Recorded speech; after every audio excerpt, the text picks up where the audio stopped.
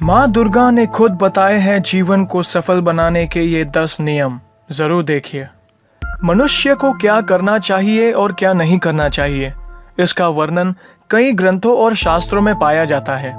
इन बातों को समझकर उनका पालन करने पर जीवन को सुखद बनाया जा सकता है। श्रीमद् देवी भागवत महापुराण में स्वयं देवी भगवती ने 10 नियमों के बारे में बताया है। इन नियमों का पालन हर मनुष्य को अपने जीवन में करना ही चाहिए।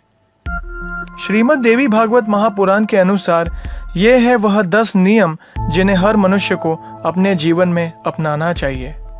तप संतोष अस्तिक्य दान देवस्य पूजनम सिद्धांत श्रवण चैव ह्रीमतिश्च जपोहुतम।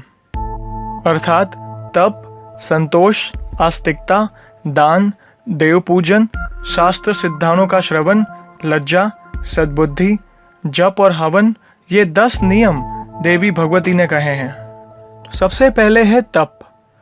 तपस्या करने या ध्यान लगाने से मन को शांति मिलती है। मनुष्य को जीवन में कई बातें होती है जिन्हें समझ पाना कभी कभी मुश्किल हो जाता है। तप करने या ध्यान लगाने से हमारा सारा ध्यान एक जगह केंद्रित हो जाता है और मन भी शांत हो जाता है। शांत मन से भी समस्या का हल निकाला जा सकता है। साथ ही ध्यान लगाने से कई मानसिक और शारीरिक रोगों का भी नाश हो जाता है। दूसरा नियम है संतोष। मनुष्य के जीवन में कई इच्छाएं होती है। हर इच्छा को पूरा कर पाना संभव नहीं होता। ऐसे में मनुष्य को अपने जीवन में मन में संतोष रखना बहुत जरूरी होता है। असंतोष की वजह से मन में जलन, लालच जैसी भावनाएं जन्म ले लेती है, जिनकी वजह से मनुष्य गलत काम तक करने को तैयार हो जाता है। सुखी जीवन के लिए इन भावनाओं से दूर रहना बहुत आवश्यक होता है। इसीलिए मनुष्य हमेशा अपने मन में संतोष रखना चाहिए। तीसरा नियम है आस्तिकता। आस्तिकता का अर्थ होता है देवी देवताओं में विश्वास रखना। मनुष्य को हमेशा ही देवी देवताओं का स्मरण करते रहना चाहिए। नास्तिक व्यक्ति पशु के समान होता है। ऐसे व्यक्ति के लिए अच्छा बुरा कुछ नहीं होता। वह बुरे कर्मों को भी बिना किसी भय के साथ करता जाता है। जीवन में सफलता हासिल करने के लिए आस्तिकता की भावना होना बहुत ही जरूरी होती है। चौथा नियम है दान। हिंदू धर्म में दान का बहुत ही महत्व है। दान करने से पुण्य मिलता है। दान करने पर ग्रहों के दोषों का भी नाश होता है। कई बार मनुष्य को उसकी ग्रह दशाओं की वजह से कठिनाइयों का सामना करना पड़ता है। दान देकर या अन्य पुण्य कर्म करके ग्रह दोषों का निवारण किया जा सकता है। मनुष्य को अपने जीवन में हमेशा ही दान कर्म करते रहना चाहिए। पांचवा नियम है देव पूजन। हर मनुष्य की कई कामनाएं होती है। अपनी इच्छाओं को पूरा करने के लिए कर्मों के साथ साथ देवी देवताओं की पूजा अर्चना भी की जाती है।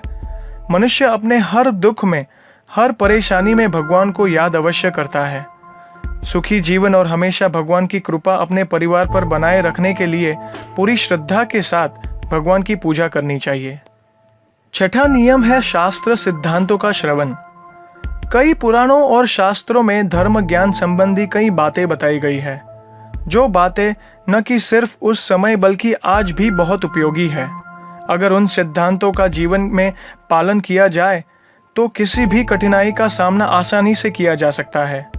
शास्त्रों में दिए गए सिद्धांतों से सीख के साथ साथ पुण्य की प्राप्ति होती है। इसीलिए शास्त्रों और पुराणों का अध्ययन और श्रवण करना जरूरी है। सातवां नियम है लज्जा। किसी भी मनुष्य में लज्जा यानी शर्म होना बहुत जरूरी होता है। बेशर्म मनुष्य पशु के समान होता है। जिस मनुष्य के मन में लज्जा का भाव नहीं होता वह कोई भी दुष्कर्म कर सकता है, जिसकी वजह से कई बार न ही सिर्फ उसे बल्कि उसके परिवार को भी अपमान का पात्र बनना पड़ सकता है। लज्जा ही मनुष्य को सही और गलत में फर्क करना सिखाती है। मनुष्य को अपने मन में लज्जा का भाव निश्चित ही रखना चाहिए। आठवां नियम है सद्बुद्धि। किसी भी मनुष्य को अच्छा या बुरा उसकी बुद्धि ही बनाती है। अच्छी सोच रखने वाला मनुष्य जीवन में हमेशा ही सफलता पाता है। बुरी सोच रखने वाला मनुष्य कभी भी उन्नति नहीं कर पाता। मनुष्य की बुद्धि उसके स्वभाव को दर्शाती है। सद्बुद्धि वाला मनुष्य धर्म का पालन करने वाला होता है और उसकी बुद्धि कभी गलत कर्मों की ओर नहीं जाती।